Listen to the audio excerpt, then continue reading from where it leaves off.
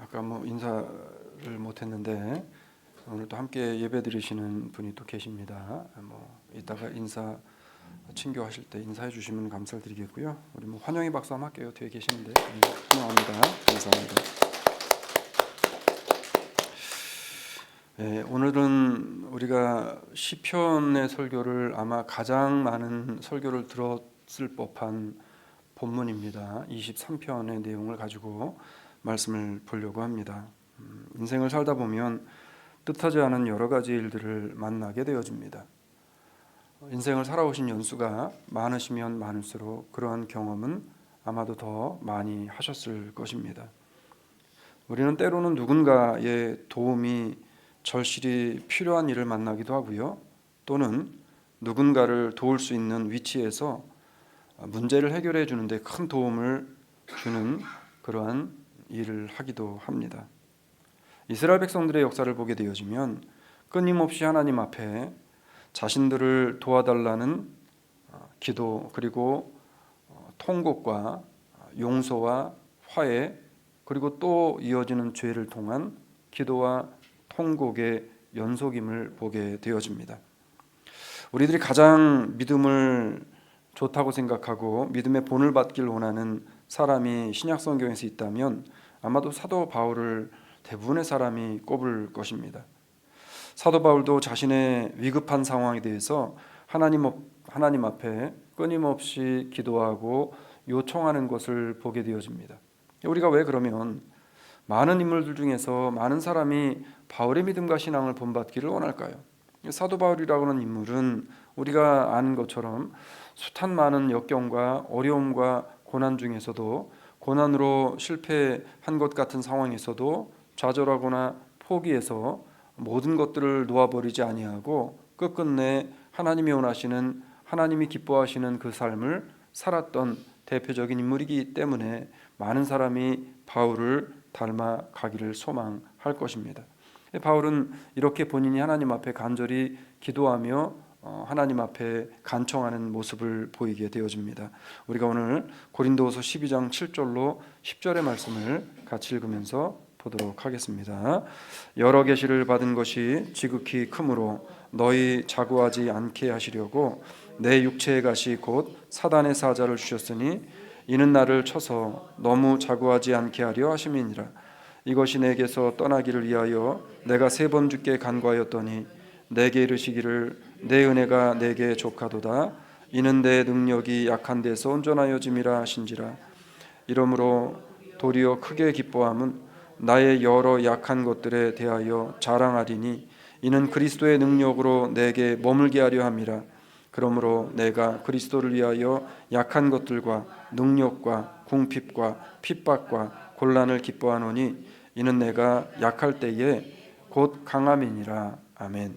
자, 사도 바울이 하나님 앞에 하나님 나에게 있는 이 가시를 좀 없애주시면 더 크게 일을 할 수 있을 것 같은데 하나님 왜 나는 이러한 고통 가운데 이러한 염려 가운데 이러한 일들을 경험하며 살아가야 됩니까? 하나님 이것을 좀 나에게서 거둬가 주세요 라고 하는 기도를 3번을 했다고 합니다.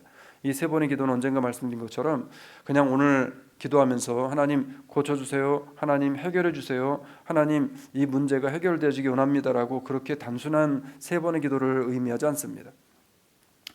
30일씩 철야를 3번을 했는지 아니면 1년 동안 하나님 앞에 이것을 놓고 기도를 했을 수도 있습니다.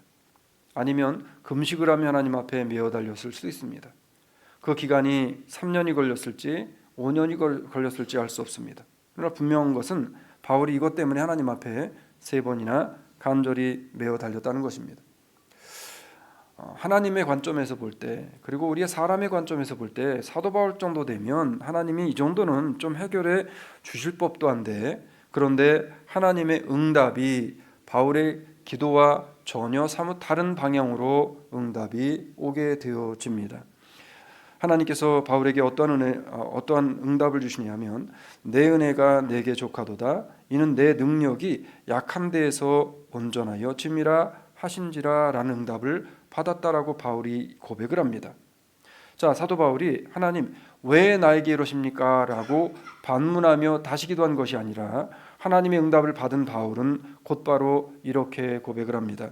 이러므로 하나님이 내게 이런 응답을 주셨기 때문에 도리어 내가 크게 기뻐함으로 나의 여러 약한 것들에 대하여 이제는 자랑하는 그러한 사람이 되어졌다는 겁니다. 이 자랑이라는 것은 인생들이 자랑하는 그러한 자랑을 의미하지 않습니다.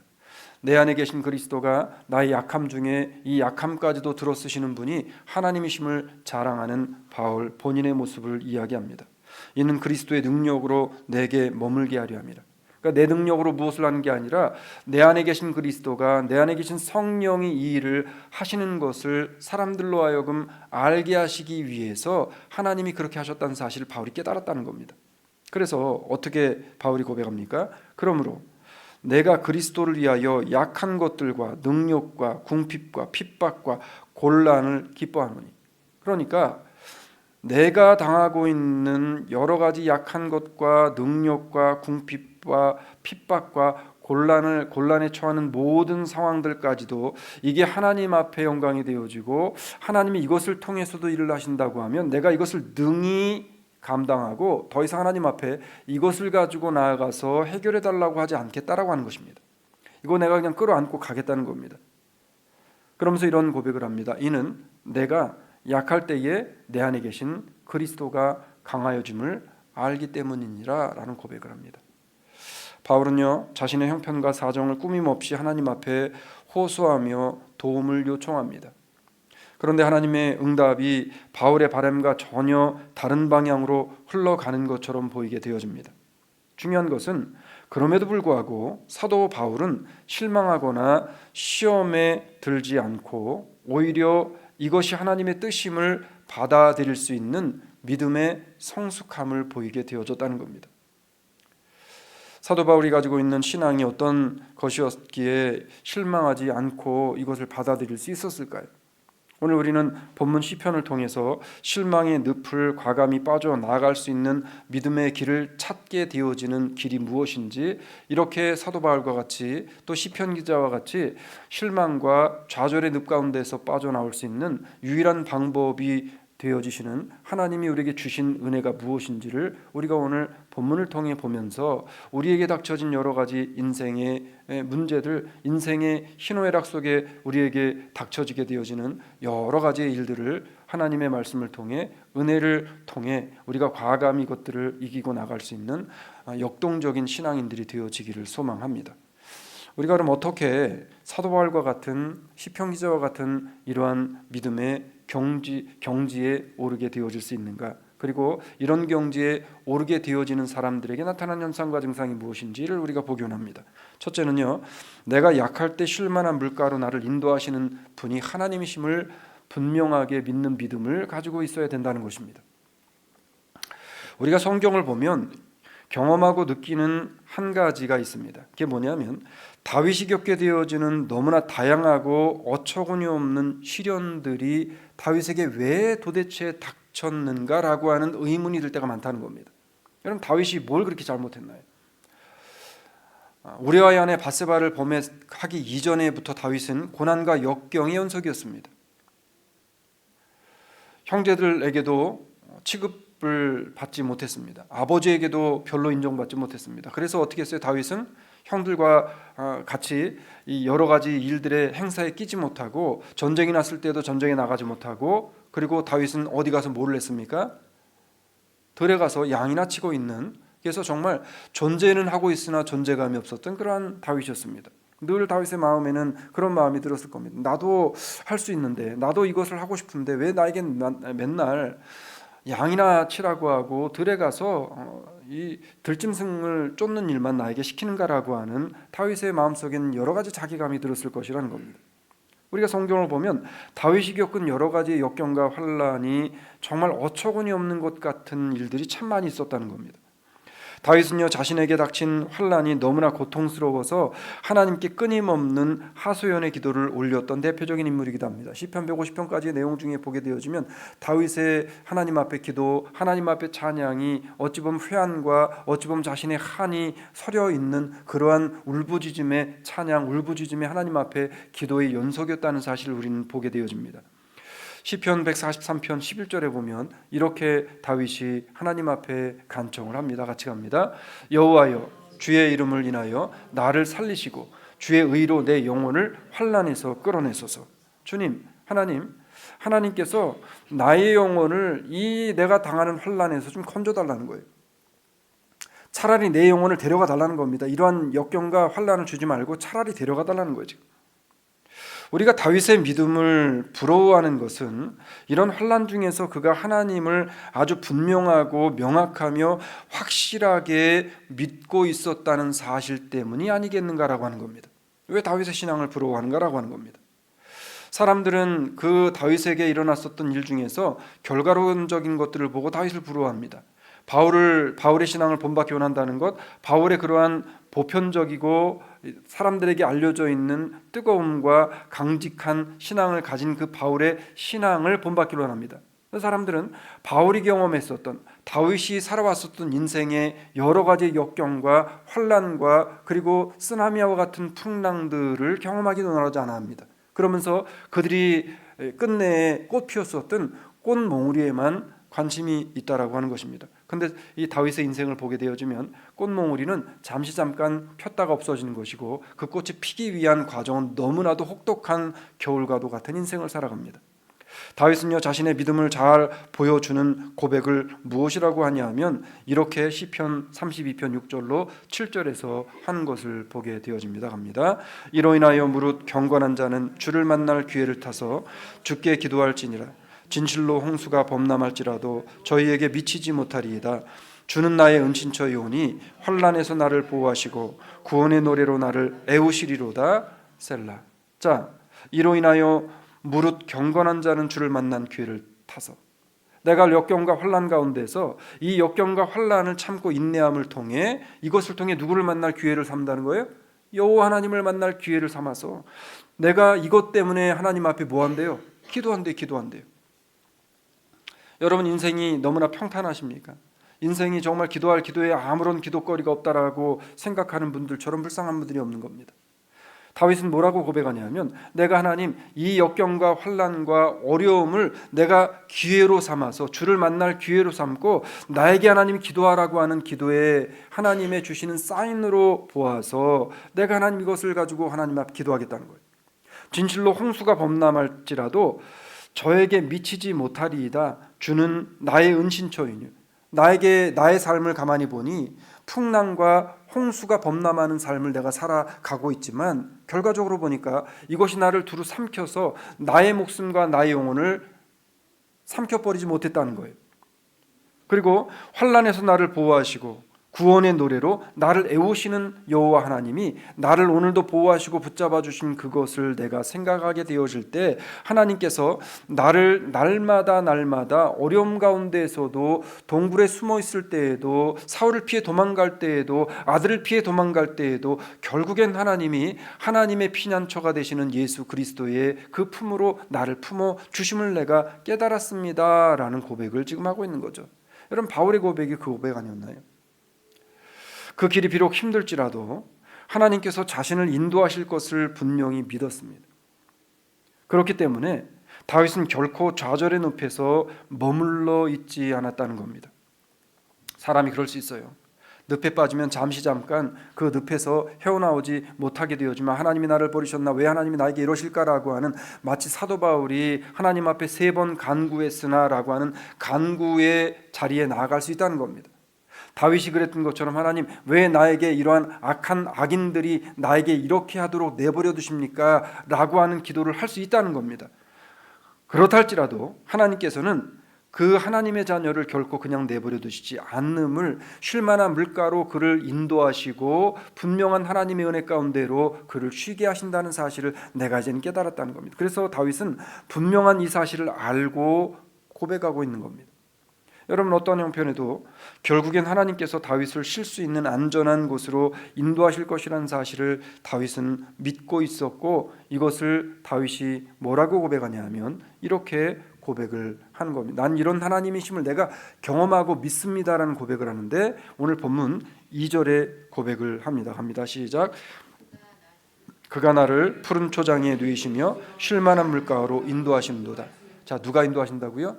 하나님이, 여호와께서, 야훼 하나님이, 그리스도께서 나를 어디로 인도하신다고요? 내가 쉴 만한 물가로 인도하신 분이에요. 내가 쉴 만한 물가로 인도하시는 분. 결국에 우리를 하나님의 의로우신 팔로 안으시고 감싸시고 붙잡아 주셔서 결과적으로는 우리에게 영생에 쉴 만한 은혜의 강가로 우리를 불러주시고 우리를 그 안에 머물게 하시는 분이 우리 주 여호와 하나님이심을 내가 깨닫고 믿습니다라는 이 고백이 오늘 우리의 고백이 되어지기를 소망합니다. 내가 가장 약할 때 나 혼자 걸어가고 있다고 생각할 그때에도 주님께서는요, 나를 쉴만한 물가로 인도하실 것임을 오늘도 분명히 믿는 믿음을 가지고 오늘 한 주간을 시작하는 우리들이 되어지기를 소망합니다. 두 번째는요, 나를 다시 이렇게 세우시는 분이 하나님이시라는 겁니다. 자, 인도하실 뿐만 아니라 넘어진 자를 세우시고 고난과 고통 가운데 빠져 낭만 가운데 있는 자를 다시 손을 붙잡아 일으켜 세우시는 분이 하나님이시라는 사실을 이 다윗은 경험했다는 겁니다. 수십 년의 세월을 살아가는 인간사에서 넘어질 일도 좌절될 일도 참 많이 생기게 되어집니다. 여러분 그렇지 않아요? 시편 기자는요, 그런 순간에도 시간이 지나 보면 결국에 하나님께서 나의 영을 다시 소생시켜 주셨음을 내가 깨닫고 감사하다는 거예요. 시간이 지나고 보니까 그것을 통해서 나를 망하게 하신 것이 아니라 나로 하여금 다시 내 영혼이 하나님을 바라볼 수 있는 인생으로 하나님께서 나의 영혼을 살아날 수 있는 은혜 안으로 나를 인도해 주셨다는 사실을 내가 깨달았다는 겁니다. 이게 다윗의 고백인 거예요. 그래서 본문은 뭐라고 고백을 하냐면 그렇게 고백을 하는 거잖아요. 내 영혼을 소생시키셨다는 겁니다. 여러분, 소생하다라는 것이 이 사전적인 의미로 어떤 의미를 가지고 있는가 보니까 넘어졌을 때 손을 잡아 세워주신다라는 의미입니다. 넘어졌을 때 손을 잡아 세워주는 겁니다. 소생한다는 것이. 이스라엘 사람들이 성경 다음으로 보는 책이 있는데 무슨 책입니까? 탈무드라는 책이 있습니다. 탈무드에 보면 진정한 성공한 사람과 실패한 사람이 어떤 사람이라고 표현을 해놨냐면 이렇게 표현을 해놨습니다. 한번 들어보시기 바랍니다. 세상에서 실패한 인생은 넘어진 사람이 아니라 넘어졌을 때에 손잡아 일으켜줄 이웃과 형제가 없는 사람이 실패한 사람이다. 이렇게 기록해놨어요. 여러분은 넘어졌을 때 누가 여러분의 손을 잡아 일으켜줍니까?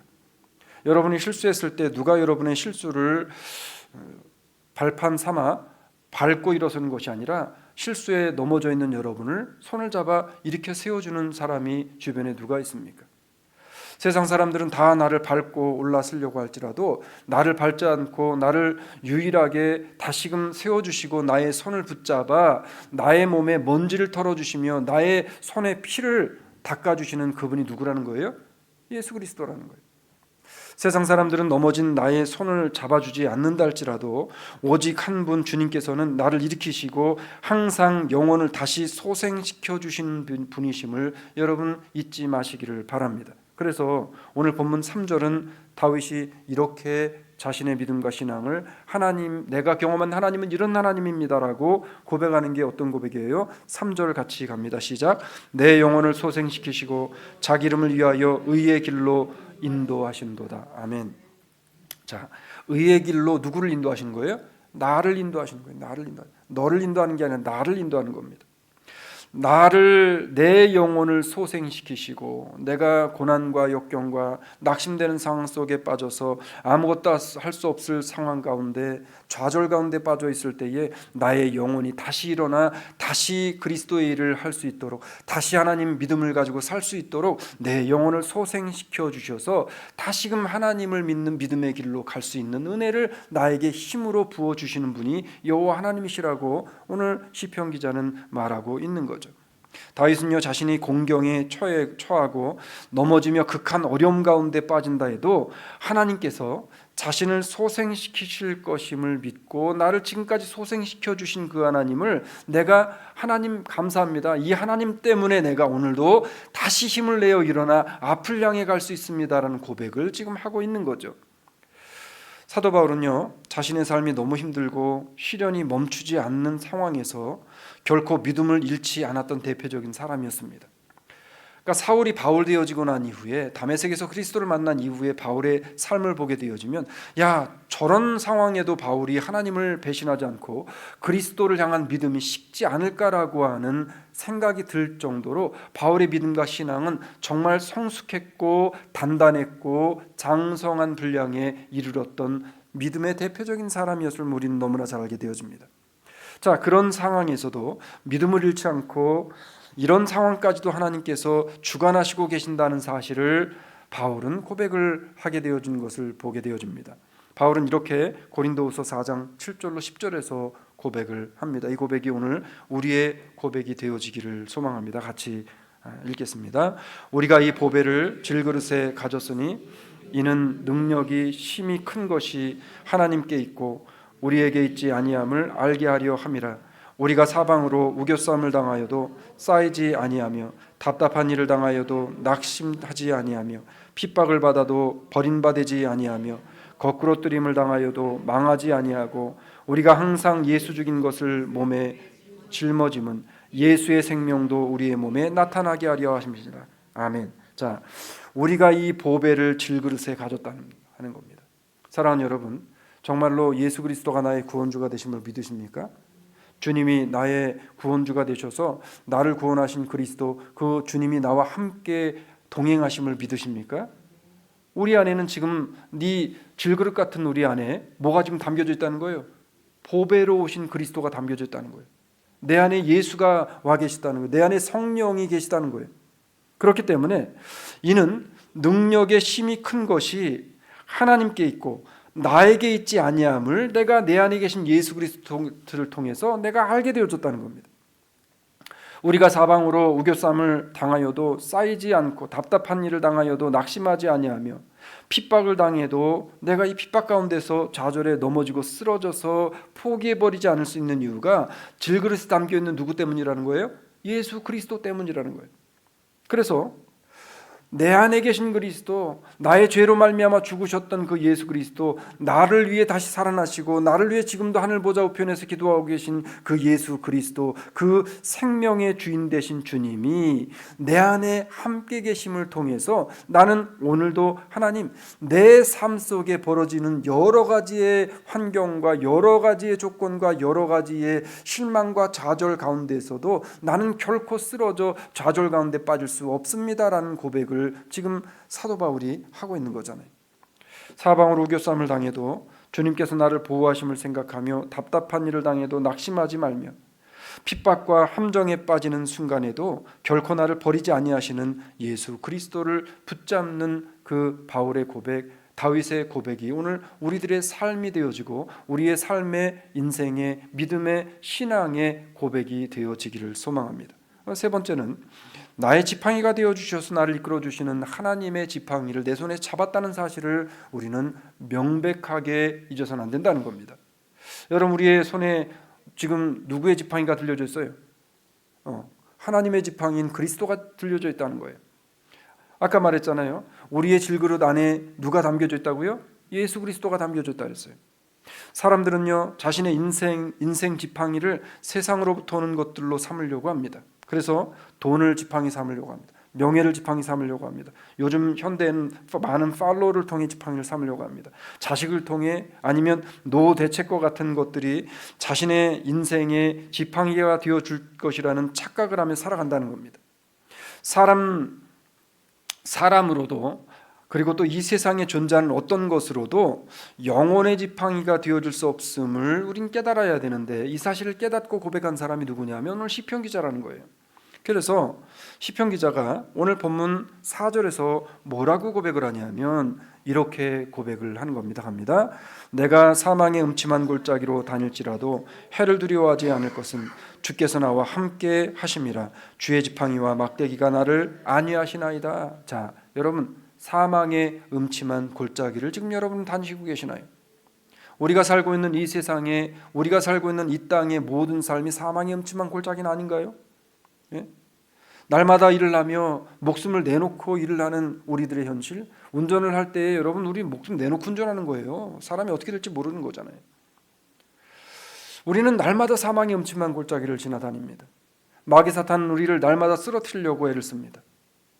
사망의 음침한 골짜기를 다닐지라도 내가 이것을 두려워하지 않을 수 있는 유일한 방법이 있는데, 그 방법은 뭐냐면 내가 근심하지 않을 수 있는 방법이 있는데, 걱정하지 않을 수 있는 방법이 있는데, 염려하지 않을 수 있는 방법이 있는데, 그 방법이 뭐라는 거예요? 지금 주께서 나와 함께 하시는 것을 내가 인정하고 믿고, 그리고 주의 지팡이와 하나님의 막대기가 나와 함께 하심으로 나를 안전하게 보호하시고 지키신다는 사실을 내가 분명하게 믿고 그 믿음을 가지고 살아가게 되어질 때, 나는 음침한 골짜기에서도 해를 두려워하지 않는 삶을 살아갈 수 있다라고 고백을 하고 있는 겁니다. 지금 시편 기자는요, 사망의 음침한 골짜기를 걸어가는 것 같은 괴로움과 그리고 외로움 중에 있었습니다. 그 가운데서 세상의 아무 것에게도 의지할 수 없었다라고 이야기합니다. 누구를 의지했겠어요, 여러분? 가장 믿었던 자식에게도 배신을 당했습니다. 가장 믿었던 사람들, 자기의 부하들에게도 버림을 받았습니다. 자기가 그토록 목숨을 걸고 섬겼던 왕에게도, 사울에게도 버림을 받았습니다. 누구를 믿었겠어요? 오죽했으면 도망을 가서 원수의 나라로 도망을 가서 거기에서 자신이 토한 것을 집어먹는 미친 사람과 같은 흉내를 내면서 내가 토한 것을 내가 집어먹는 그 심정이 어떻겠냐는 거예요. 이런 삶을 살았던 다윗의 삶이 여러분 행복했을까요? 그럼에도 불구하고 하나님께서 다윗을 그러한 사망의 음침한 골짜기에서도 건져주시고 다윗을 지켜주신 것, 하나님의 지팡이와 막대기가 본인을 지켜주셨다라는 고백을 다윗이 하고 있는 거죠.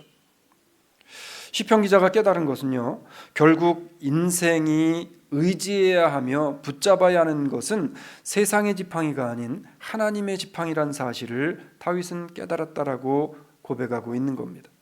여러분은 어떤 지팡이를 지금 짚고 살아가고 계신가요? 여러분, 모세가 두려움으로 이스라엘 민족과 바로 앞에 애굽 땅에 갈려하지 않고 서려하지 않았을 때에 하나님께서 모세의 손에 뭐를 들려주셨어요? 지팡이를 들려주셨어요. 하나님의 지팡이를 손에 들려주셨습니다. 하나님의 지팡이를 손에 들게 되면 두려움을 이길 수 있어요. 그래서 출애굽기 4장 17절에 보면 이렇게 이야기를 합니다. 갑니다. 시작. 너는 이 지팡이를 손에 잡고 이것으로 이적을 행할지니라. 이 지팡이를 손에 잡고, 이 지팡이는 누가 주신 지팡이에요? 하나님이 주신 지팡이에요. 그러면 이 지팡이는 누구를 가리키는 겁니까? 내가 주어야 할, 쥐고 있어야 할, 내가 품고 있어야 할, 내가 붙잡고 있어야 할 예수 그리스도예요. 하나님의 지팡이를 손에 든 모세는 담대하게 행동하게 되어집니다. 여러분, 신앙과 믿음의 길을 걸어가며 내 손에, 내 중심에 그리스도가 지팡이로 들려지지 않으면 우리는 신앙의 믿음과 담대함을 가질 수 없다는 사실입니다. 모세가 하나님의 지팡이를 들게 되어졌을 때 모세는 담대해졌습니다. 하나님의 지팡이를 들게 되어졌을 때 모세의 두려움이 사라지게 되어집니다. 그래서 출애굽기 4장 20절에 보게 되어지면 모세가 담대하게 이렇게 행동합니다. 합니다. 모세가 그 아내와 아들들을 나귀에 태우고 애굽으로 들어가는데 하나님의 지팡이를 손에 잡았더라. 중요한 것은 하나님의 지팡이를 손에 잡았다는 겁니다. 여러분, 하나님의 지팡이를 손에 잡아야, 그래야 문제가 해결되는 겁니다. 이제 세상도 사람도 그리고 애굽도 바로도 두려워하지 않게 되어지고 하나님의 명령을 따라 사명을 향해 뭐를 붙잡고 갔어요? 하나님의 주신 지팡이를, 나를 안전하게 지키시고 안위하시는 지팡이를 붙잡고 앞을 향해 나아가게 되어집니다. 모세 손에 들려진 하나님의 지팡이는 예수 그리스도를 영접한 모든 성도들의 손에 동일하게 하나님이 쥐어주신, 하나님이 들려주신 그리스도의 십자가라고 하는 사실입니다. 본문은요, 이 사실에 대해서 주의 지팡이와 막대기가 나를 안전하게 지켜주실 것을 약속하셨기 때문에 내가 이제는 더 이상 내 인생이, 내 삶이 너무나 힘들고 고통 가운데 빠진다 할지라도 고통 속에서 좌절에 쓰러지지 않겠습니다라는 고백을 할 수 있게 되어졌다라고 지금 이야기하고 있는 겁니다. 그런데 하나님의 지팡이를 손에만 들고 있으면 또 안 돼요. 손에 들고 있는 것까지는 다 좋은데 우리가 예수 믿게 되어진 순간, 하나님의 자녀로 부름받게 되어진 순간 하나님께서 우리의 손에 다 그리스도라고 하는 지팡이를 쥐어주시는데, 그 지팡이를 손에 들었으면 이제는 그 지팡이를 손에 들고 능력을 행하는 데까지 나가야 되는 겁니다. 그럼 어떻게 해야 능력이 행해지는가? 출애굽기 14장 16절에 보게 되어지면 지팡이를 어떻게 해야 하라고 말씀하는지 우리가 같이 봅니다. 시작. 지팡이를 들고 손을 바다 위로 내밀어 그것으로 갈라지게 하라. 이스라엘 자손이 바다 가운데 육지로 행하리라. 아멘. 자, 지팡이를 들어 어떻게 해야 돼요? 내밀어야 돼요. 하나님의 말씀을 의지하고 하나님을 의지해서 지팡이를 앞을 향해 내밀어야 홍해가 갈라지는 거예요. 지팡이를 내밀어야 역사가 일어나는 거예요. 지팡이를 내밀어야 하나님께서 해결하시는 은혜가, 하나님이 부으시는 놀라운 역사가 기적으로 나타나게 되어지는 겁니다. 하나님의 지팡이를 믿음으로 내밀어야 홍해뿐만 아니라 인생의 홍해가 갈라지고 인생의 여리고가 무너져 내리는 것을 믿으시기를 바랍니다. 여러분, 하나님의 지팡이는 오늘도 나를 인도하시고 나를 통해 하나님의 지팡이가 능력으로 나타나신다는 사실을 잊지 않는 우리 사랑의 식구들이 되어지기를 소망합니다. 말씀을 맺으려고 그래요. 무슨 일을 만나도 실망할 수 없는 것은 나를 쉴만한 은혜의 물가로 인도하시고 나를 일으켜 세우셔서 하나님의 지팡이를 내 손에 들려주신 하나님의 은혜, 하나님의 사랑이 나와 늘 함께 계신다는 사실 때문에 나는 실망으로 넘어질 수 없는 인생이란 사실을 잊지 마시기를 바랍니다. 사랑하는 여러분, 지팡이를 들고 힘들지만 다시 힘과 용기로 앞을 향해 지팡이를 우리가 펼치고 지팡이를 손을 들어 하나님의 능력이 나타나는 시점을 향해 휘두를 수 있는 우리 주사랑의 식구들이 되어지기를 소망합니다. 염려와 근심이 있다면, 이것을 내려놓을 수 없다면 하나님의 지팡이를 붙잡아 하나님께서 나에게 부여해 주실 하나님의 능력, 하나님의 은혜가 이 지팡이를 통해 어떻게 역사하시는지, 그리스도를 통해 어떻게 역사하시는지, 예수 그리스도가 보여주셨던 은혜를 통해 우리에게 어떻게 역사하시는지 믿음의 눈을 뜨고 믿음으로 바라볼 수 있는 우리 모든 주사랑의 식구들이 되어지기를 소망합니다. 기도하겠습니다.